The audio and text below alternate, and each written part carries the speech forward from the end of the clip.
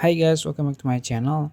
In this video, I'm going to show you how to find ENSO wallet address on Binance.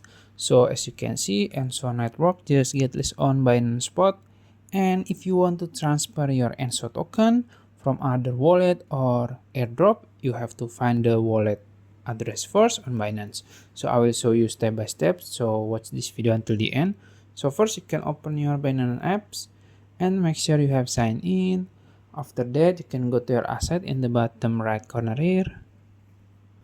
And then as you can see, there is advanced here. You can click it.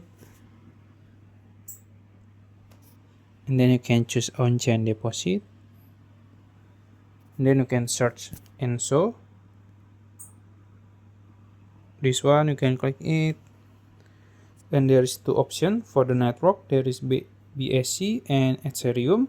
So for this, I will choose BSC because it's cheaper and faster, but you can choose whatever you want. And this is my ENSO wallet address on Binance. You can copy it or scan it, and when you transfer it, make sure you choose the same network because if not, your token will be gone. So that's it. If you found this video helpful, please like this video and subscribe to my channel. Thank you.